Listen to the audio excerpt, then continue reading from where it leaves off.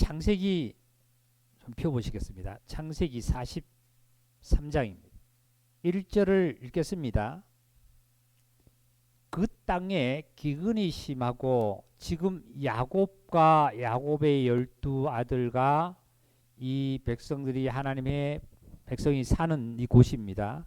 기근이 심하고 그들이 애굽에서 가져온 곡식을 다 먹음에 그 아버지가 그들에게 이르되 다시 가서 우리를 위하여 양식을 조금 사오라. 그랬더니 유다는 야곱의 넷째 아들입니다. 유다가 아버지에게 말하여 이르되 그 사람이 즉 애굽에 내려 있었던 요셉을 뜻합니다. 요셉이 우리에게 엄히 경고하여 이르되 먼저 가서 곡식을 먼저 사와서 다 곡식을 먹고 곡식이 떨어졌습니다.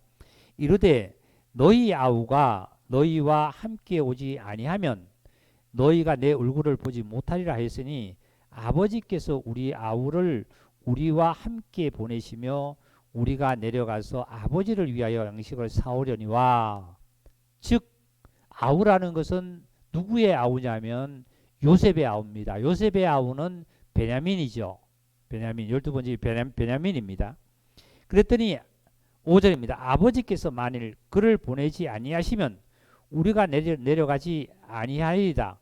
그 사람이 우리에게 말하기를 너희 아우가 너희와 함께 오지 않으면 너희가 내 얼굴을 보지 못하리라 했습니다. 이스라엘은 지금 여기에 야곱을 뜻합니다.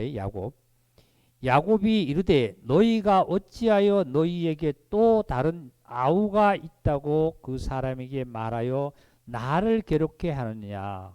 지금 야곱은 참 괴롭습니다. 왜 괴롭냐면은 지금 누가 이뤘어요? 시몬이 볼모로 잡혔잖아요. 그죠? 시몬이 볼모로 잡히기 전에 누가?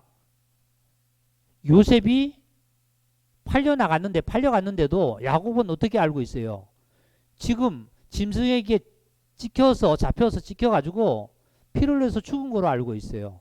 그러니까 아들을 누가 잃었냐면 요셉을 잃었지요. 그리고 시몬도 볼모로 잡히기 잃었지요. 근데 아우까지 베냐민까지 이렇게 잃게 만들려고 하는 이 자녀들이 말에 굉장히 이 야곱은 괴롭습니다. 그런데 우리가 여기서 말씀을 조금 깊이 우리가 들어야 될 것 6절에 보니까 이스라엘이 하고 나왔습니다. 야곱이 하지 않고 이스라엘이 하고 나왔어요. 이스라엘이. 이 성경 구절 중에 단어 하나하나가 그냥 기록된 것이 아니라 하나님께서 하시고자 하는 뜻, 하나님의 온전한 그 뜻의 모든 것들이 정말 그때그때마다 내포되어 있어서 그냥 우리는 성경을 가볍게 읽는다든지 봐서는 안 됩니다. 여기 이스라엘이 하고 나왔습니다. 그리고 7절입니다. 그들이 이르되 그 사람이 우리와 우리의 친족에 대하여 자세히 질문했단 말이에요. 자세히 질문. 아니 이스라엘이 하는 얘기가 왜 동생이 있다 그러느냐. 그냥 해서 적당히 오면 되지 왜 동생이 있다 그러는데. 그러니까 뭐라고 대답을 하냐면은 그가 말이죠. 요셉이 아버지와 12 형제들이 있다는 것을 너무나 자세히 알기 때문에 어떻게 해요? 신문을 그 형들이 곡식을 사러 온 상태에서 형들에게 신문을 자세히 하는 거예요. 아버지는 어떠냐? 너희 아버지는 어떠냐? 그리고 뭐 너희 어머니는 어땠느냐? 그리고 형제들은 몇이냐? 하고 자세히 묻는 거예요. 그 얘기입니다. 7절에 그들이 이르되 그 사람이 우리와 우리의 친족에 대하여 자세히 질문하여 이르기를 너희 아버지가 아직 살아 계시느냐? 너희에게 아우가 있느냐? 하기로 그 묻는 말에 따라 그에게 대답한 것이니 그가 너희의 아우를 데리고 내려오라 할 줄을 우리가 어찌 알았습니까? 하고 이제 대답하는 거예요. 아버지한테요. 그랬더니 자 봅시다. 유다가 8절입니다. 유다가 그의 아버지 이스라엘에게 이르되 저 아이를 나와 함께 보내시면 우리가 곧 가리니 그러면 우리와 아버지와 우리 어린 아이들이 다 살고 죽지 아니하리이다. 우리 구절을 함께 읽겠습니다. 내가 그를 위하여 담보가 되오리니 아버지께서 내 손에서 그를 찾아서서 내가 만일 그를 아버지께 데려다가 아버지 앞에 두지 아니하면 내가 영원히 죄를 지리이다 됐습니다. 참으로 이 우리 형제자매님들은요, 하나님께 자녀이기 때문에 하나님의 자녀, 하나님의 말씀을 들을 때 이게 학문적으로나 교리적으로만 들으시면 안 돼요. 학문을 잘 얘기해서 논리를 잘 펴서 역사를 잘 얘기해서 아주 우리 듣기에는 혼적은 듣기에는 아주 유식하고 아주 하나님 있는 것 같지만요. 그런데 하나님이 원하시는 것은 하나님의 영이십니다. 베드로는 학문도 없는 자랬어요. 중요한 것은 저와 여러분 들을 때 우리는 학문으로 구원받은 것도 아니고 우리는 세상의 어떤 것으로 말미암아 하나님의 자녀가 된 거 아니에요. 믿음으로 되었고 하나님의 말씀은 정말 살았고 활동력이 있어가지고 우리의 양심을 쪼개는 겁니다. 양심을. 예? 우리의 양심을 쪼개서 양심을 드러내는 것이 하나님의 말씀이에요. 그러니까 말씀이 내 안에서 임하면은 말씀으로 말미암아 그 말씀의 의도가 하나님께서 하신 말씀이 나의 삶을 통해서 어떻게 역사하시고 어떻게 하나님께서 나를 통해서 교회를 통해서 하나님께서 이루어 가신 사실을 봐야만 합니다. 여기 유다가 보니까 뭐라고 얘기했냐면은 저 아이를 그랬어요. 이스라엘에게 아버지에게 말할 때 아버지 이스라엘에게 이르되 이스라엘에게 아까 이스라엘이라고 표현을 했다 그랬죠. 야곱이라고 표현 안 하고 이스라엘에게 뭐라고 유다가 얘기하냐면은 저 아이를 나와 함께 보내시면 저 아이를 누구냐 하면은 베냐민이에요. 약 이때가 아마 유다는 나이가 이 베냐민보다도 한 20살에서 23살 정도 22살 3살 정도가 많다고 합니다. 학자들이. 그러니까 저 아이라고 표현한 거예요. 그러니까 저 아이를 나와 함께 보내시면 곧 내가 가겠습니다. 아버지와 우리 아이들이 다 살고 아버지와 우리 아이들이 아버지도 살고 나도 살고 내 동생도 살고 형들도 살고 그러면서 구절에 하는 말씀이 내가 그를 위하여 뭐가 된다고요? 담보를 한대. 담보. 담보라는 것은요. 이 사실이 어긋나면은 그 담보로 말미암아 되었던 것을 어떻게 해요? 그것을 거기에 맞는 값으로 보상을 하는 것이 담보예요. 우리는 주택이 있다든지 하면은 저당권을 잡죠. 그 저당권은 물건이기 때문에 그 저당권은 어떻게 해요? 채권을 못 갚으면은 그 물건을 대신으로 말미암아 경매를 해서 그것을 내가 차지하는 것이 바로 담보예요. 그만큼 중요한 거예요. 만약에 담보가 누가 된다 그러냐면은 유다 자신이 된다는 거예요. 참 아버지한테 이스라엘에게 어떻게 자녀가 내가 담보가 되겠다고 하고 아버지에게 아우를 동생을 같이 데려가라고 이렇게 요청을 할 수 있겠냐 말이죠.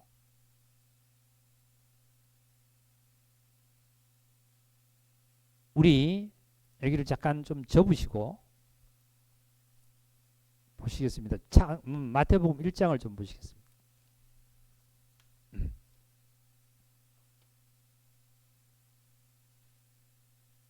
마태복음 1장 보시면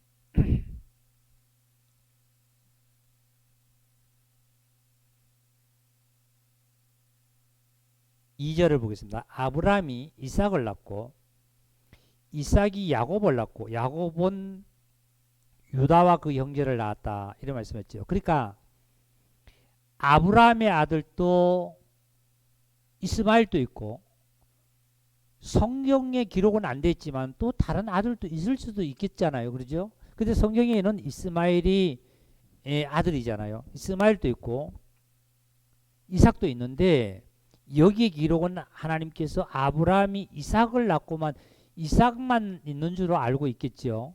그런데 사실은 다른 아들도 있죠. 그리고 이삭도 누가 낳느냐면은 야곱을 낳는데 이삭의 아들도 에서도 있습니다. 근데 여기는 누구만 기록됐냐면은 야곱만 기록됐고 야곱은 12아들이 있는데 12아들 중에 유다만 기록해놨어요. 그러니까 야곱은 유다와 그의 형제를 낳고 그랬죠. 야곱은 유다와 그의 형제를 낳고 그 다음에 3절을 보니까 유다는 다말에게서 베레스를 세라를 낳고 베레스는 헤스론은 람을 낳고 람은 아비나답을 낳고 아비나답은 나손을 낳고 나손은 살몬을 낳고 살몬은 라합에게서 보아스를 낳고 보아스는 루덱에서 오벳을 낳고 오벳은 이세를 낳고 이세는 다윗 왕을 낳으리라. 다윗은 우리아의 아내에서 솔로몬을 낳고 솔로몬 르호보암을 낳고 쭉 나왔습니다. 자, 이제 쭉 내려갑니다. 내려가서 16절을 읽겠습니다. 야곱은 마리아의 남편 요셉을 낳았으니 마리아에게서 그리스도라 칭하는 예수가 나시니라. 그런즉 모든 대수가 아브라함부터 다윗까지 연례되고 다윗부터 바벨론까지 연례되고 바벨론에서 사로잡혀간데 그리스도까지 연례되더라. 그러니까 제가 한번 여기 흑발 한번 보겠습니다. 야곱은 12아들을 낳았잖아요. 12아들을 낳았어요. 근데 네 번째에 유다를 낳았어요. 유다는 뭐 다말에게서 뭐 람을 낳고 누구 낳았어요. 그리고 여기서 누가 나오느냐면은 다윗이 나왔고 여기서 예수님이 나오신 거예요. 예수 그리스도가 나온 거예요.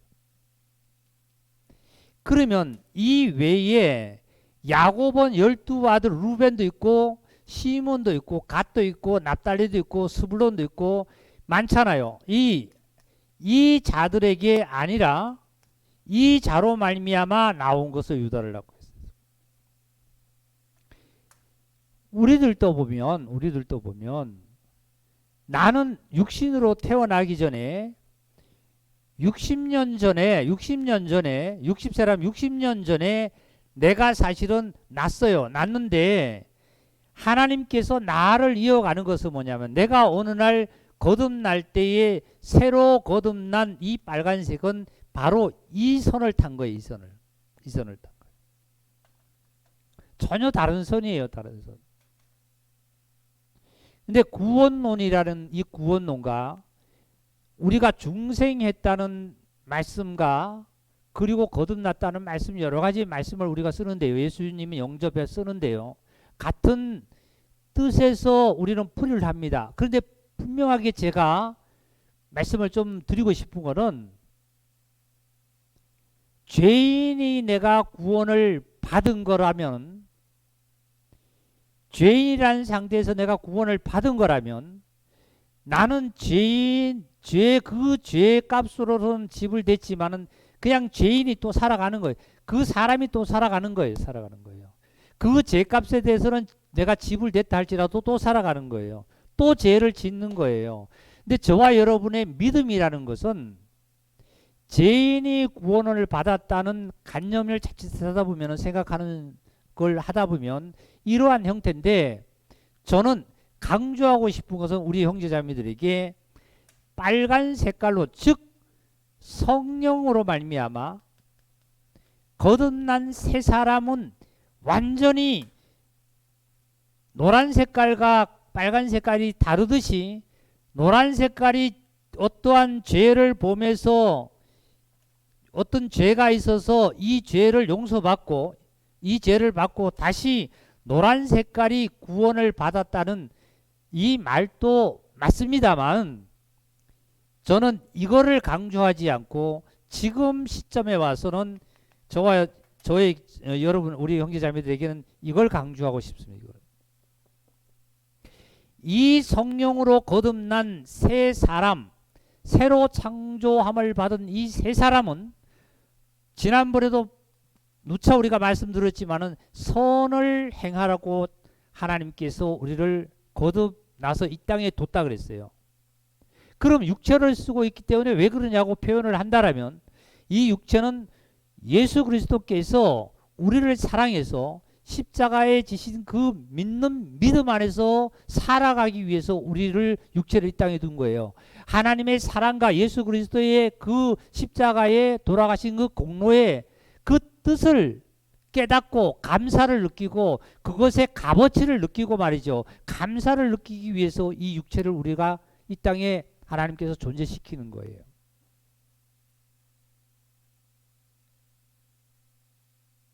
우리가 자칫 이 말씀을 듣다 보면 일 분별을 못 하시다 보면은 나 구원 받았는데요. 나 어느 날 타 종교에서 기독교로 개신교로 개종했는데요. 나 오늘 교회 나가서 예수님 믿는다고 목사님한테 고백했는데요. 아니면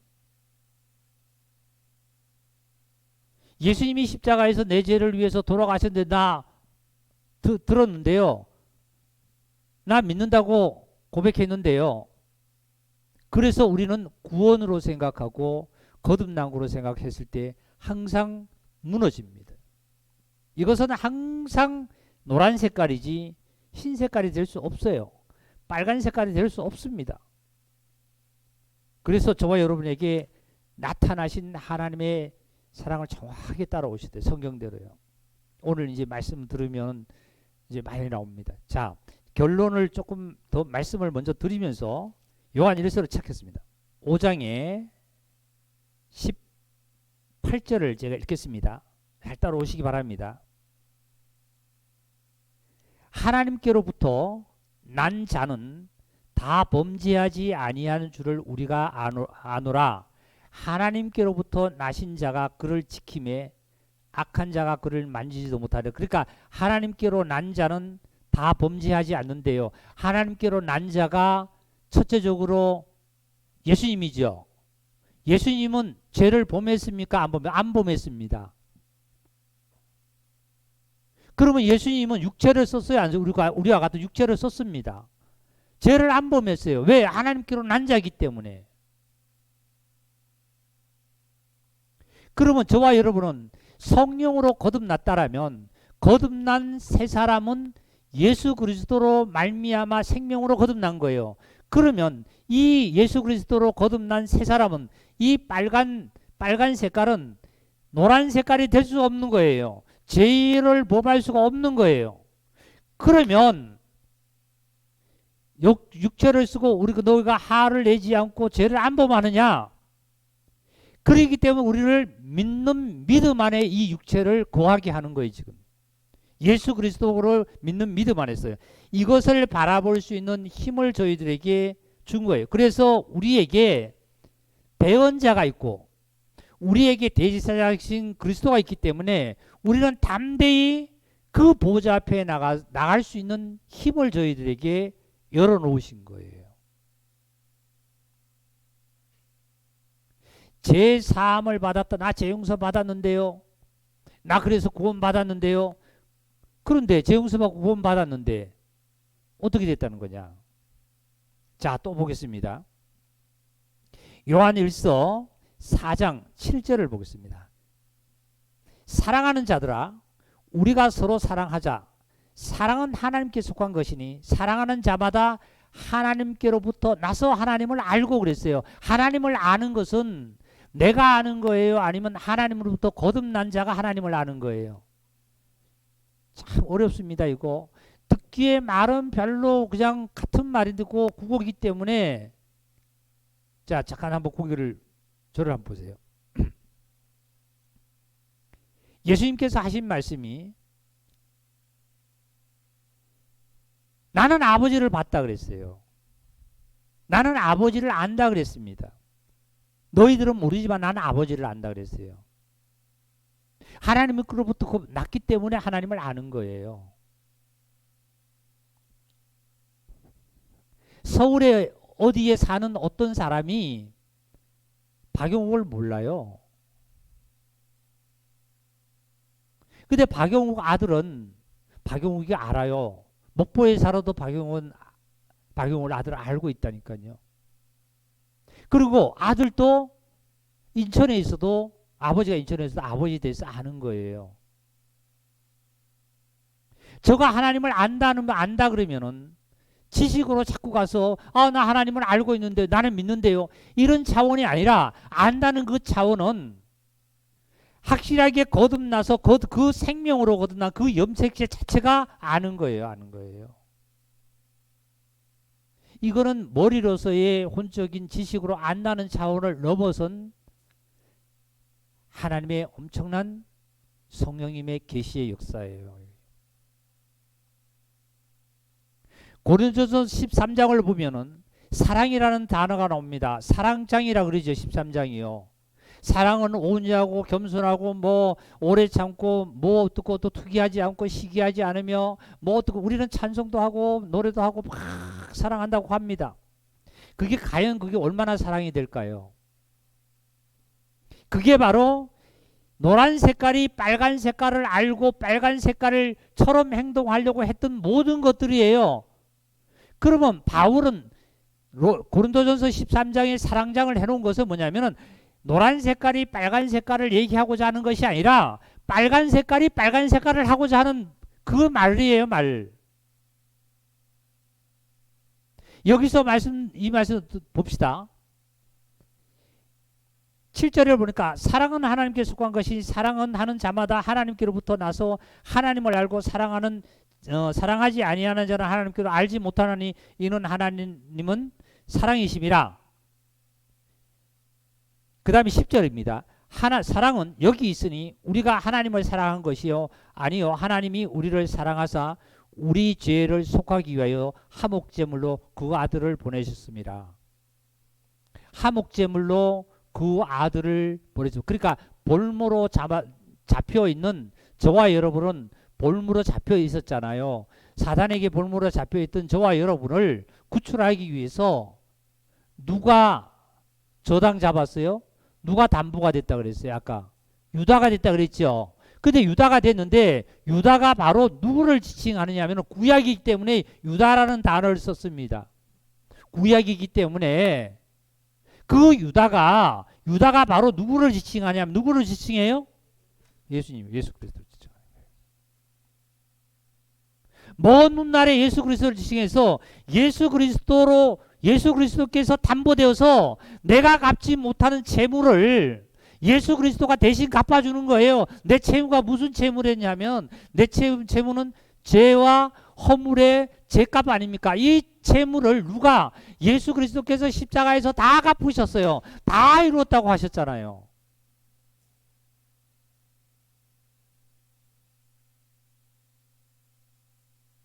우리는 이런 말씀을 들을 때에 내 안에서 나와의 이 말씀이 유다가 담보를 해서 아우를 구원해내 구출해내겠다는 이런 것들은 무엇이냐면은 그냥 유다가 정의로워서 유다는 똑똑해서 그리고 유다는 성격이 다혈질이라서 유다는 어떻게 해서 효자라서 유다는 동생을 사랑해서 너무나 아껴서 유다가 나선 거 아니에요. 그렇게 우리는 설교 듣고 이해한다라면 이게 얼마나 지식적으로는 고상할 수 있습니다만 그게 나에게 혼적으로 영적으로 무슨 양식이 되겠습니까?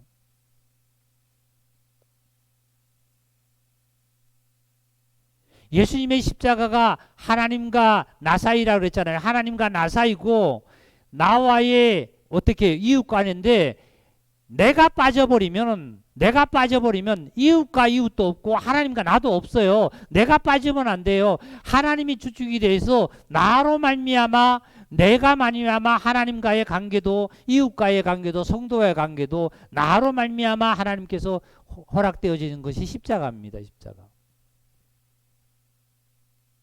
그래서 말씀이 내 안에 와서 내 안에서 역사하고 내 안에서 움직여서 그 말씀이 나를 어떻게 인도하는지에 따라서 내가 그 길로 갈 때에 하나님께서 나를 긍휼히 여기시고 나를 인도하시고 나를 주관해 나가시는 거예요.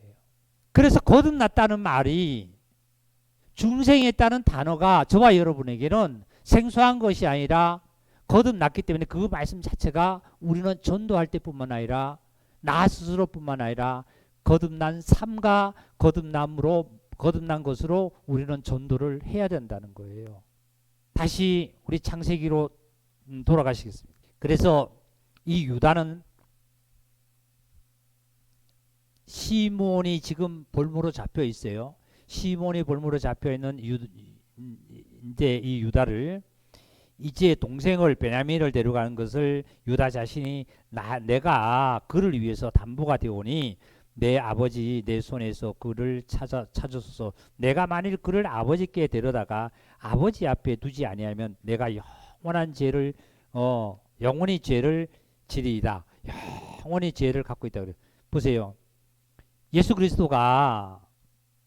그리스도께서 담보가 되셔가지고 내 채무를 다 담보로서 예수 그리스도 갚아주지 않았다면 저와 여러분은 지금 또 영원한 죄와 사망 속에서 헤매고 결국은 영원한 지옥에 떨어지잖아요. 맞죠?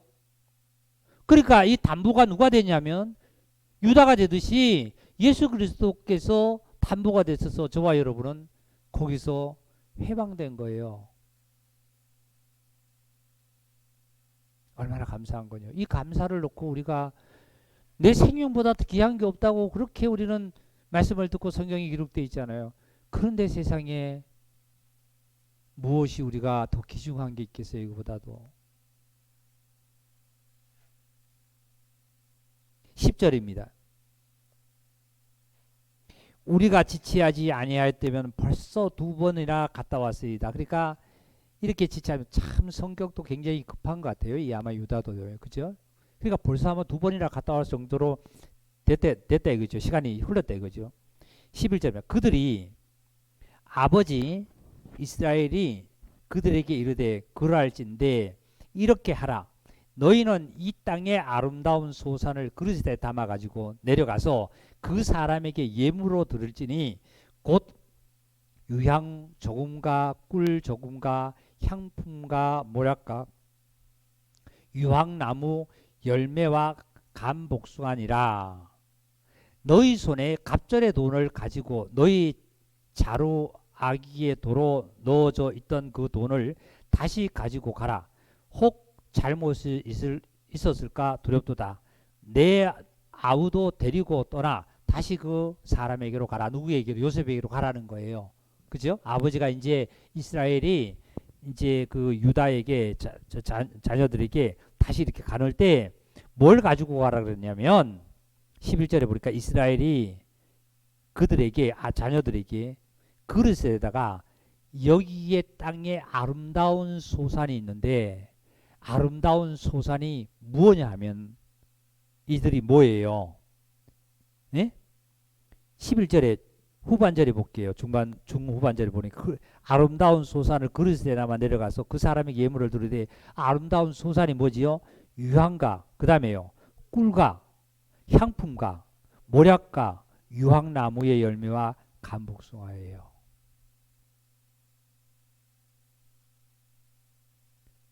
참 이런 말씀을 저는 이게 읽을 때 참 마음에 정말 얼마나 정말 뜻이 있고 감사한지 몰라요.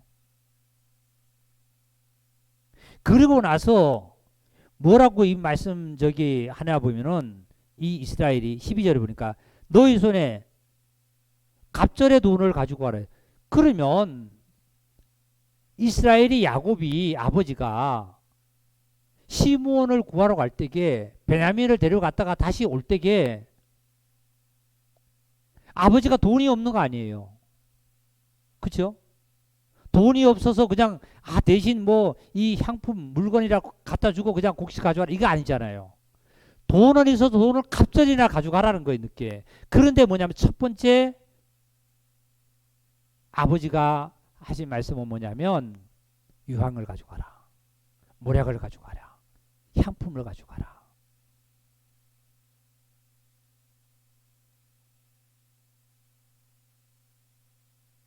이스라엘이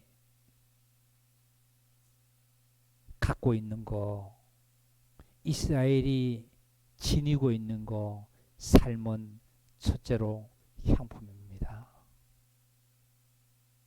형제자매님들, 내가 삶을 살아가면서 첫째로 내가 중요히 여기고 갖고 있고 내 안에 소유하고 있는 것이 뭐가 그렇게 우리가 있습니까? 나는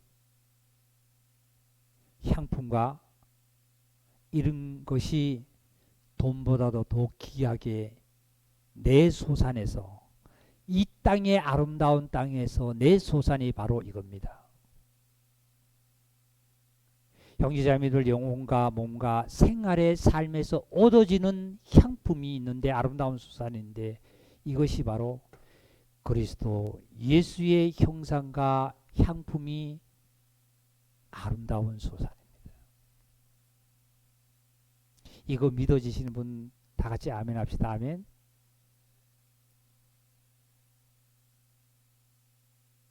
그런데 내 소산은 우리가 돈이 많으니까 돈을 싸주머치고 하라 말이죠. 수억을 가지고 하라 말이죠. 이거 수억 가져가고 그거 요셉은 원치 않을 거예요. 요셉은요, 지금 애굽에서 돈이 너무 많아요. 네? 돈이 너무 많다니까요. 명예도 지금 국무총리의 명예도 얻어 있어요. 지금 돈도 명예도 이게 아니라 참으로 중요한 것은, 요셉이 바라는 것은 아버지가 벌써 뭐예요? 계시하고 있다는 거, 알고 있다는 거예요.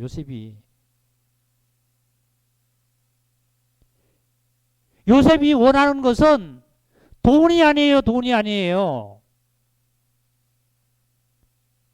돈을, 곡식을 사러 갔을 때 곡식을 실어주고 나서 그 자루에다가 돈도 같이 넣어줬잖아요. 그 집에 와서 풀어보니까 돈도 있는 거예요. 돈도 있는 거예요. 요셉은 애굽에 내려가서 애굽의 모든 것을 다스리면서, 이집트에서 다스리면서 곡식을, 모든 돈과 모든 것, 재물을 다 모아놨어요. 돈이 없는 거 아니라니까요. 오늘날 현대인들의 뿐만 아니라 그때도 오늘이라 세상 사람들은 어떻게 해요? 돈이 최고잖아요. 돈이 우상이 돼버렸잖아요. 정치인도 경제인도 모두 돈이면 다 해결됐다고 하잖아요.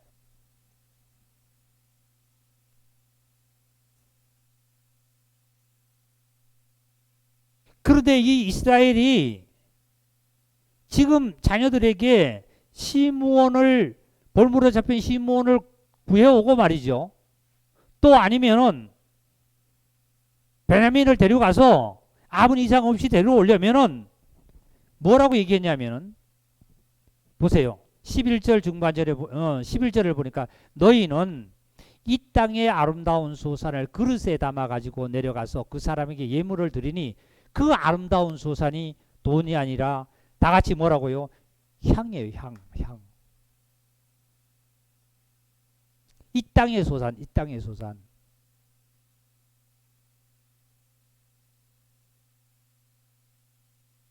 이스라엘이 거하는 땅의 소산은 기름지기 때문에 농사도 잘 되고 말이죠. 거기에 모든 소산이 많이 나오는 이게 아니라 아름다운 소산인데, 내 영혼과 내 몸에서 아름다운 소산이 바로 예수 그리스도의 형상과 예수 그리스도의 향기예요. 향기. 사랑은 언제나 온유하며 사랑은 언제나 투기하지 않으며. 참 우리가 찬송도 많이 하고 많이 그렇게 하지요. 그런데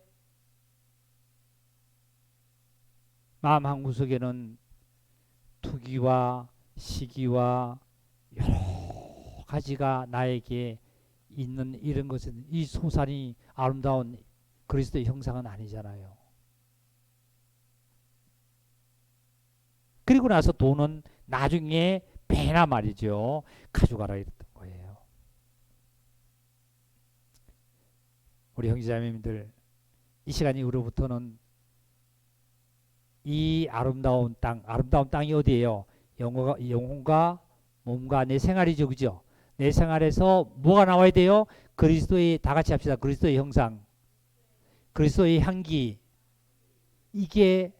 이걸 가지고 어디로 가느냐면은, 내 형제가 지금 볼모로 잡혀 있고 내 동생이 말이죠, 이렇게 데려가라 그러는데 안전하려면은 이걸 가지고 누구에게요?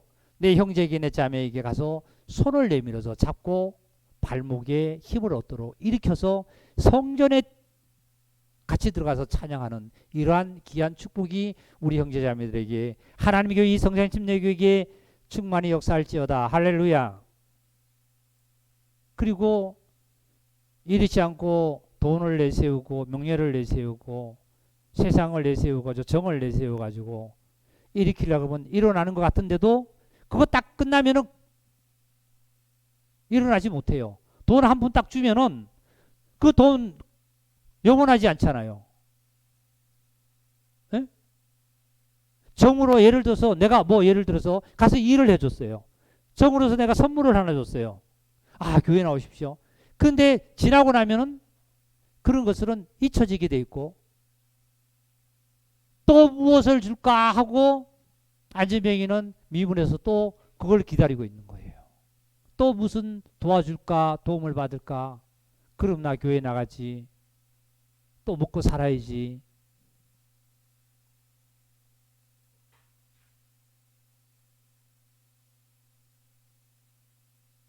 참, 이런 말씀이 우리에게 계시를 하고 열어준다는 건 참, 저와 여러분은 하나님께서 너무나 우리를 사랑하신 것 같아요. 너무나 사랑하신 것 같아요. 그냥 이렇게 가서 동생을 구하고 어떻게 하고 이렇게만, 그래서 우리를 다 믿으시기 바랍니다. 그렇게 믿어요. 그게 나에게 무슨 상관인가요? 근데 나와 상관이라는 것은 내가 삶 속에서 향기가 나오고, 그리고 그리스도의 형상이 나올 때 나에게는 살이 되고 뼈가 되고 영생의 길로 가는 거 아닙니까? 얼마나 감사해요. 또 말씀 또 보겠습니다. 12절, 너희 손에 갑절의 돈을 가지고 너희 자루 아기에 도로 넣어져 있던 그 돈을 다시 가지고 가라. 그러니까 처음에 곡식 사러 갔을 때 요셉은 곡식 돈을 줬는데, 돈을 주고 곡식을 돈만큼 이렇게 자루에 담았습니다. 그런데 이 사러 간 이스라엘의 아들들 모르게 자루에다가 또 곡식 외에 준 돈까지도 그냥 넣어서 보내준 거예요. 그랬더니 이 돈까지 가져가라 말이죠. 그리고 나서 13절입니다. 내 아우도 데리고 떠나 다시 그 사람에게로 가라. 14절입니다. 우리 말씀, 우리 정말 하나님께 다시 한번 또 강하게 듣습니다. 전능하신 하나님께서 그 사람의 앞에서 너희에게 은혜를 베푸사 그 사람으로 너희 다른 형제와 베냐민을 돌려보내게 하시기를 원하노라. 내가 자식을 잃게 되면 이르리로다. 그 형제들이 예물을 마련하고 갑절의 돈을 자기들의 손에 가지고 베냐민을 데리고 애굽에 내려가서 요셉 앞에 서니라. 자, 다시 보겠습니다. 14절의 첫 번째, 야곱이 이제 이스라엘이 이제 최종적으로 마지막으로 이제 결단을 해서 이제 보내기를 뭐라고 하면, 전능하신 하나님께서 그 사람 앞에서 너희에게 은혜 베푸사 그 사람으로 너희 다른 형제와 베냐민을 돌려보내게 하시기를 원하노라. 누구 앞에서? 그 사람 앞에서, 요셉 앞에서 누구의 은혜가 있기를 원한다고 얘기를 했죠? 전능하신 하나님께서.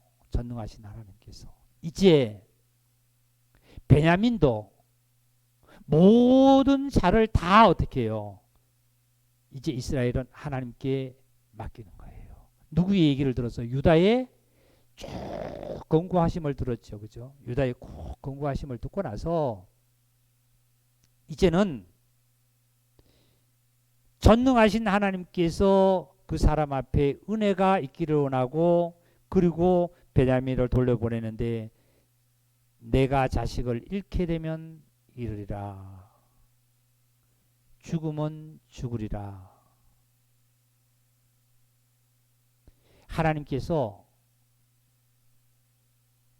정말 이 야곱에게, 이스라엘에게 은혜 베푸신 그 은혜를 이제 야곱은 완전히 어디에요? 어디로 들어갔냐면, 야곱은 이 순간에 신앙은 이스라엘로서 완전히 이 성령 안에서 쑥 들어간 거예요. 그리고 난 다음에 하나님께 모든 걸 맡기는 거예요. 모든 걸 맡기고 나서, 은혜에 맡기고 나서, 그리고 난 다음에 뭐라고 하냐면 죽으면 죽으리라. 이 신앙으로 들어간 거예요. 조금 전에는 야곱은 어떤 신앙으로 주로 있었냐면은 여기도 중간쯤 돼가지고, 여기 중간쯤 돼가지고 한쪽 발언 이쪽에 들어놓고, 한쪽에 발언 이쪽에 들어놓고, 우리가 한쪽에 발언 하나님께 교회에다 들어놓고, 한쪽에 발언 세상에 들어놓고, 이렇게 계산해서 이쪽으로 했던 이 야곱의 모습이 바로 나의 모습인 거예요. 나의 모습인 거죠. 가면은, 예? 시몬도 지금 볼모 잡혔지요. 요셉도 잃었지요. 또 베냐민도 잃을 거지요. 모든 것이 자식들이 다 잃게 되면 얼마나 슬퍼요. 그런 마음이 있었던 거예요. 그런데 최종적으로 하나님의 그 계시를 보는 게 뭐냐면은 이 안으로 쑥 들어온 거예요. 이 안으로 쑥 들어와서 하나님의 은혜에다, 전능하신 하나님의 은혜에게 맡기고 나서 뭐라 그러면 죽으면 죽으리라. 에스더 찾겠습니다. 4장 보시겠습니다. 4장 13절입니다. 13절. 모르드게가 그를 시켜 에스더에게 해답하되 너는 왕궁의, 모르드게는 누구지요? 에스더의 삼촌이죠. 그죠? 삼촌으로서 그 궁궐 앞에서 하나님께 참 기도하고 있는 거예요. 해답하되 너는 왕궁에 있으니 모든 유다인 중에 홀로 목숨을 건지리라 생각하지 말라. 이때에 너희가 만일 잠잠하여 말이 없으면 유다인은 다른 데로 말미암아 노임과 구원을 얻으려니와 너와 내 아버지 집은 멸망하리라. 너희가 왕후의 자리를 얻는 것이 이때를 위함이 아닌지 누가 알겠느냐 하니, 이 무슨 말씀이냐면은 지금 이 에스더가 그 왕궁에 들어가서 왕후가 되었습니다. 지금 초반에 왕후가 되는데, 왕후가 되어서 훈련을 받고 난 다음에 왕 앞에 나가려면 왕이 호를 내밀고 왕이 그 어명을 내려야만 나갈 수 있는데 그냥 나가면 죽어요. 죽입니다. 그런데 이 모르드게가 이제 하만이, 사단이 말이죠, 모르드게를 죽이려고 장대를 높이 올려놓고 거기다가 매달아 죽이려고 그런 거예요. 그럴 때 이 모르드게가 에스더에게 하는 말이, 그 첩자에게 시켜서 하는 말이 뭐라고 얘기하냐면은, 너희가 왕궁에 들어가서 왕후가 된 것은 혹 이때를 위함이 아니냐. 만일 그렇지 않으면은 이 하만은 너와 내 집은 다 죽는다 말이죠. 혹 예를 들어서 유다인들은, 유대민족들은 혹 다른 어떤 방법으로라도 어떻게 살아갈 수도 있겠지만, 어떤 방법으로 살아갈 수 있지만 너와 나는, 우리 집은 다 죽는다 말이죠. 아까 야곱이 사실은 야곱 아닌 에서의 사람들, 자식들, 에서의 후손들, 에서의 민족들은 어쨌든지 세상에서 살아가지만 결국은 너와 내 집은 다 죽는다는 그런 뜻이에요. 그랬더니 이렇게 말씀하니까 뭐라 그러냐면 15절 읽게요. 에스더가 모르드에게 해답하여 이르되 당신은 가서 수산에 있는 유다인을 다 모으고 나를 위하여 금식하되 밤낮 3일을 먹지도 말고 마시지도 마소서. 나도 나의 시녀와 더불어 이렇게 금식한 후에 규례를 어기고, 왕이 호를 내미는 것이 규례인데 이 규례를 어기고 왕 앞에 나가리니 죽으면 죽으리다 하니라. 모르드게가 가서 에스더에게 명령대로 행하니라. 이 에스더가 왕의 어명을 어기고 내가 죽으면 죽으리라고 왕 앞에 나가겠다는 거예요. 만약에 왕 앞에 나가서 왕이 아름답다 하고 호를 내밀면 이 에스더는 이제 삽니다. 그 결국은 늦게 결론을 보면 에스더가 왕이 참 에스더에게 호를 내밀어서 왕으로서 아름다움을 느껴서 너희 소원이 무엇이냐 해서 결국은 모르드게가 죽어야 될 것을 하만이 죽었지 않습니까? 그러면 이 에스더의 신앙은 어떤 신앙인가요? 에스더의 신앙은 완전히 성숙되어서 이제 어떤 신앙이냐면은 바로 이 야곱의 신앙처럼 여기 신앙이에요. 여기 있지 않는 겁니다. 에스더가 어떻게 했냐면은 내가 규례를 어기고 만약에 나가게 되면 나 죽습니다 하는 것이 이쪽에도 좀 있고 이쪽에도 있는 거 중간에 있는 거예요. 그런데 결국적으로는 최종적인 신앙은 어떤 신앙이냐면 이 신앙이 성숙된 거예요. 죽으면 죽으리라고 하죠. 저와 여러분의 신앙도 결국은 내가 세상이 좋습니다. 난 교회가 싫어 귀찮아 말이지. 예? 말씀도 뭐 한두 번 듣는 게 아니고 뭐 수십 년 들었는데 뭐 뭘 또 들어 뭐 다 아는데 뭐 아는 목사도 싫고 말이지 형제도 싫고 집사님도 싫고 보기도 싫어 꼴도 보기 싫어. 여러분 이 신앙이 성숙한 신앙일까요? 성숙한 신앙이 아니에요. 여기 있는 거예요. 그런데 보면 나올 수도 없고 들어갈 수도 없는 이런 상태가 있어요. 교회를 안 나가자니 그렇고 또 나가자니 또 싫고 귀찮고 어렵고 교회 나가면 기도드리라 그러지 열심히 잘 살라 그러지 헌금하라 그러지 뭘 하라 그러지 얼마나 귀찮아요. 근데 결론은 보면 야곱도 모르드게도 결론은 마지막 신앙이 성숙된 신앙이 이 신앙이랬죠. 우리 형제자매들도 보면은 결론은 여기서 성숙된 신앙으로 이 자리에 앉아 있는 거예요. 맞습니까? 아멘 할렐루야. 우리 최 집사님이 항상 그래요. 요 신앙이 있을 때가 있었대요. 근데 요렇게 할까 저렇게 할까 하면 요렇게 하면은 더 잘 살 것 같고 좋을 것 같아요. 집사님 보면 나도 그랬거든요. 그랬는데 결론의 신앙을 보면 성숙돼 가지고 여기 안에 있는 거예요. 여기 안에.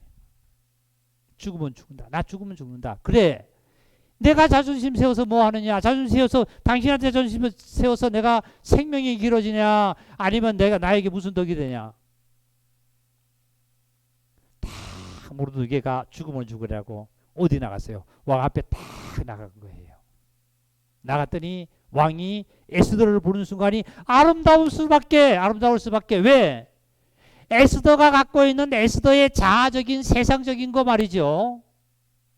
세상에 물들어 있던 것이 없는 거예요. 그것이 다 죽었어요. 죽고 뭐만 나오냐면 오로지 왕만 삼하고 있는 거예요. 왕만. 그러니까 아름다울 수밖에 없어요. 아름다울 수밖에 없어요.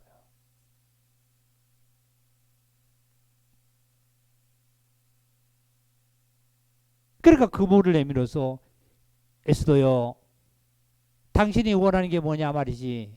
내가 나라의 절반을 주겠다 말이지. 그러니까 에스더가 결국은 그랬잖아요. 내일 내가 잔치를 베푸는데 누구와 하만과 참석해라. 하만은 몰라요 지금. 예, 하만은 그냥 왕이 잔치를 베푸는데 초대를 받았다고 좋아가지고 부인한테 가서도 얼마나 자랑하고 날뛰입니까? 죽을 줄을 모르고. 저와 여러분의 이 신앙의 성숙도가 이제는 성숙이 여기까지 임함을 믿습니다. 그래서 여기서 보니까 다시 창세기 43장으로 넘어가겠습니다. 본문을 보겠습니다.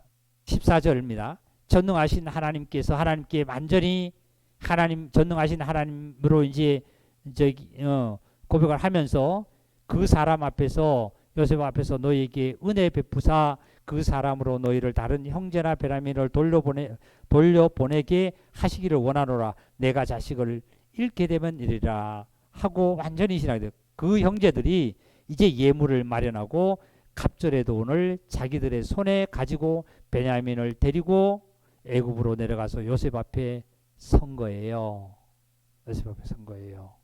이 요셉은 이제 베냐민이 온 것도 보고 형들도 온 거 보고 다 알아보고 억제하지 못해서 눈물이 나서 통곡을 하고 싶은데 이제 억제하지 못해서 자기 안방으로 들어가서 막 울고 나옵니다. 또 눈물을 닦고 나옵니다. 또 나와서 또 그럽니다. 또 들어가서 눈물을 닦습니다.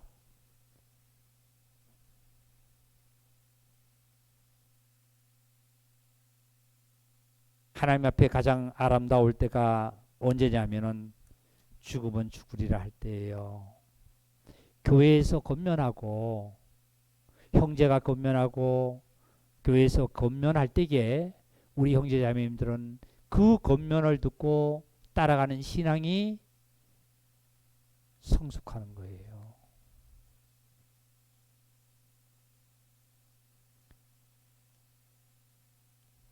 조금만 더 말씀 전하겠습니다. 로마서 1장을 보겠습니다. 로마서 1장.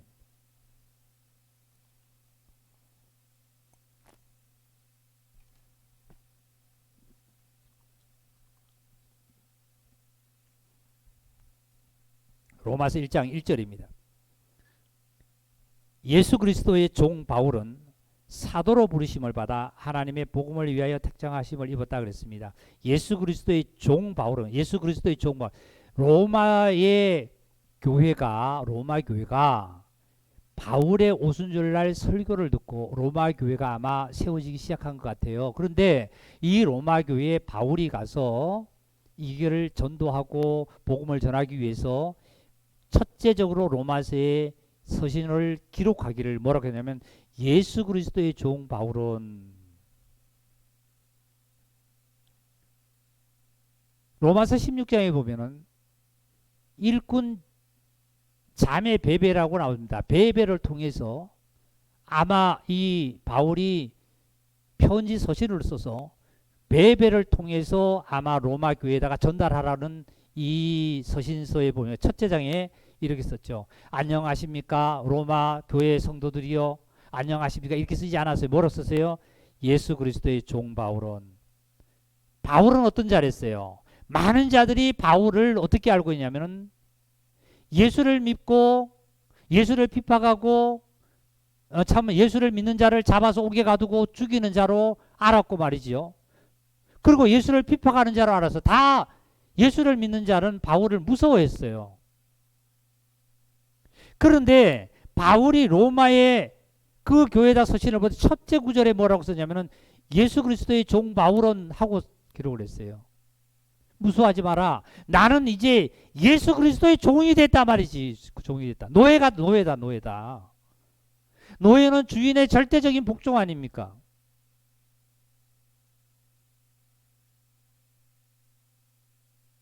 노예는 주인을 배신할 수가 없어요. 제자는 스승을 배신합니다. 예수님의 제자 유다는 예수님을 배신했어요. 베드로도 예수님을 한테 거짓말했죠. 친구는 배신할 수 있어요. 부부도 배신할 수가 있어요.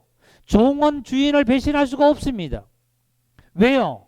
배신을 못하도록 소처럼 말이죠. 소처럼 딱 끈에다가 묶어 놓습니다. 예? 쇠사슬에 묶어놔요. 보세요. 우리가 저기 영화에도 나오는 거 보면은 노예들이 어떻게 해요? 쇠사슬에 묶여가지고 끌려다니잖아요. 쇠사슬 차고에 장해가지고.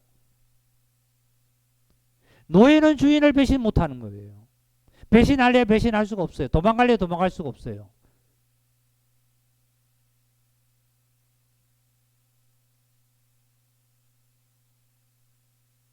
바울은 하나님 앞에 자기는 나는 노예입니다.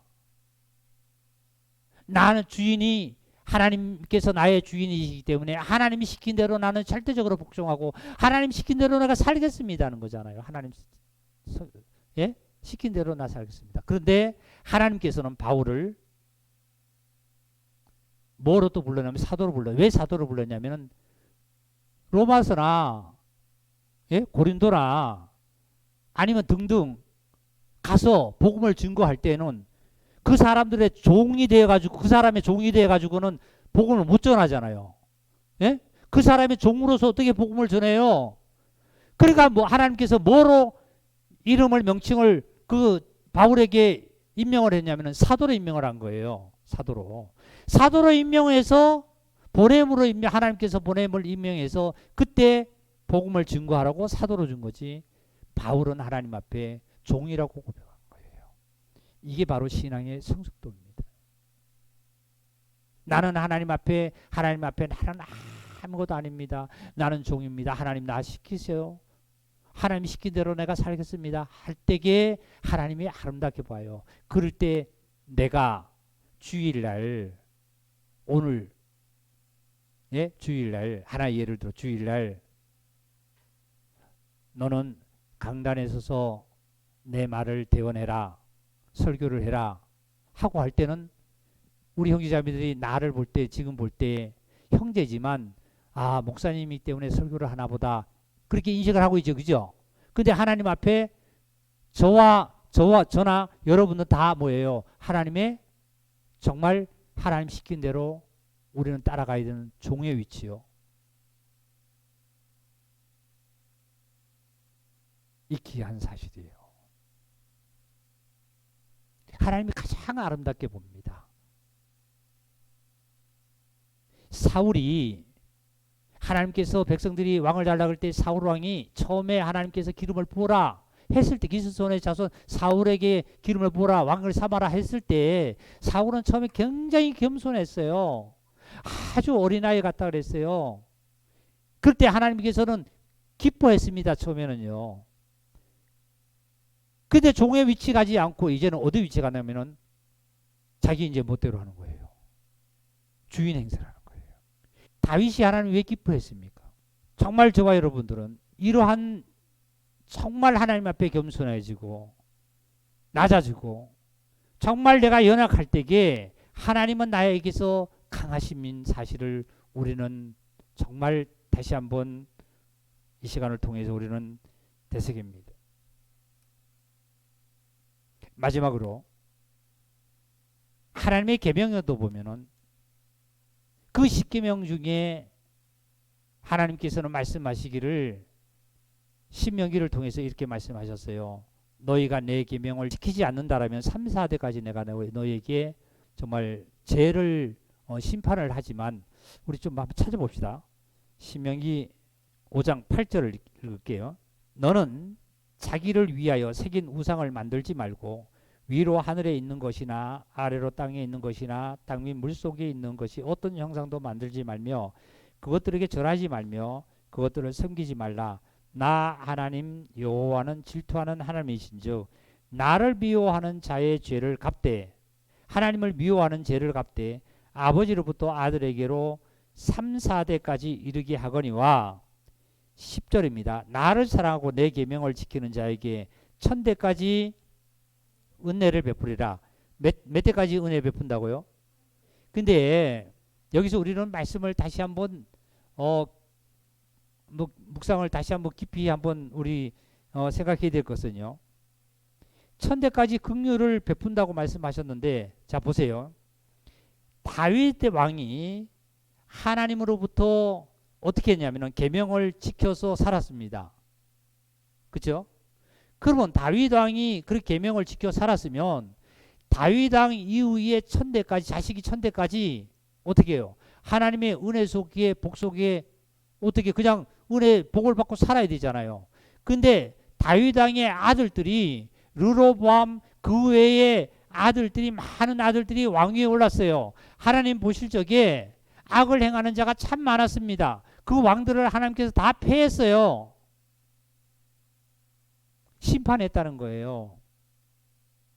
여기에서 1000대까지 은혜를 긍휼히 여김을 받는다는 것은 뭐냐면 1000대라는 것은 어떻게 보면 완전한 숫자예요. 하나님의 율례와 법도를 지켜 살아간다라면 살아가는 누구도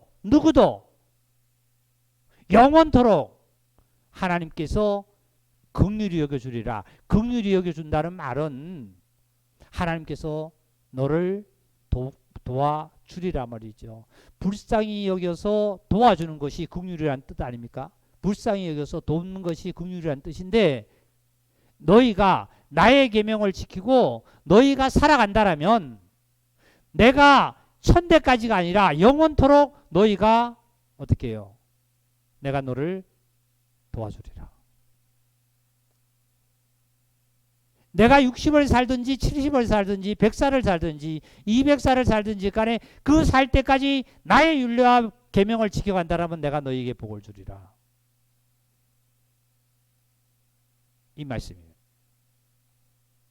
그런데 죄지면요. 거기 보니 위에 보니까 죄지니까 3, 4대까지 이렇게 하거든요. 참 이 말씀이 그런 말씀이 아니잖아요. 엄마서도 얼룩소라고요.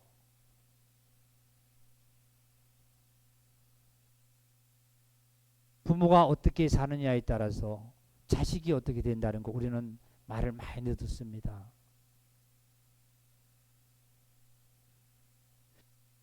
부모가 어떻게 신앙을 자녀에게 심어주면은 그 자녀가 그 신앙으로 말미암아 자라서 그 신앙으로 세상을 이기고 그 신앙으로 하나님께 감사하며 살아갈 때에 그 자식도 하나님의 도우심을 받고 산다는 거예요. 우리 교회에 자녀들이 참 많죠. 우리 형제자매들. 내 자녀를 신앙으로 어떻게 키워야 된다는 것을 하기 위해서는 부모가 어떻게 삶을 살아간다는 걸 우리는 너무나 잘 들었습니다. 내 신앙은 이스라엘이 야곱이 에스더가 성숙하듯이 바울이 신앙이 성숙했듯이 저와 여러분의 신앙도 성숙해서 내가 하나님께 감사하고 하나님과 친할 때 내 자녀도 그걸 보고 하나님과 친하고 감사하는 거예요. 내가 교회에 전도를 하고 복음을 전할 때 자녀도 그걸 보고 복음을 전하고 또한 봉사하는 거예요. 내가 사랑하고 말이죠. 아끼고 이웃을 사랑할 때 자녀도 그걸 보고 그렇게 하는 거예요. 내가 그렇게 나 혼자 아집으로 있으면 내가 그렇게 세상적으로만 살아간다라면 자녀도 그렇게 되는 거예요.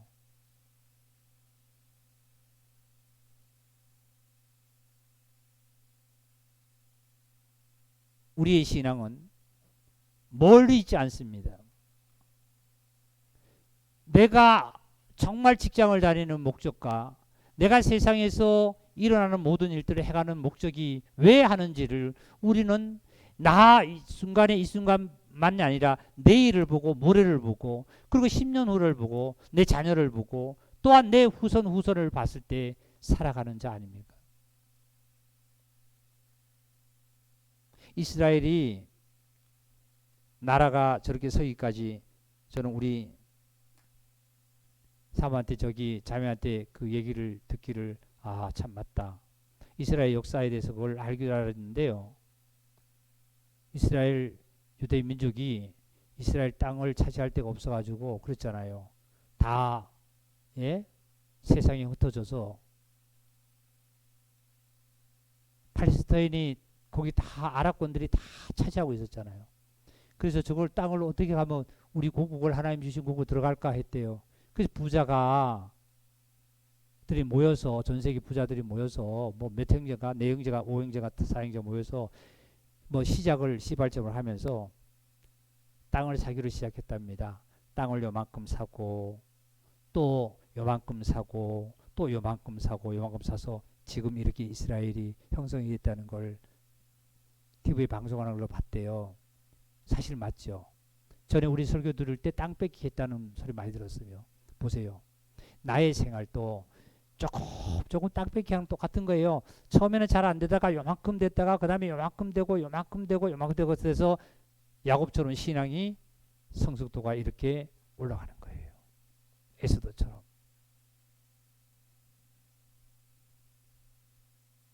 너무나 하나님의 은혜가 축복이 오늘 저와 여러분에게 임하실 줄 믿고 이 축복의 은혜가 이제 생활 속에서 우리는 삶이 될 줄 믿습니다. 하나님께 너무나 영광을 돌리고 감사하고 주의 은혜가 있기를 바랍니다. 말씀 마치겠습니다.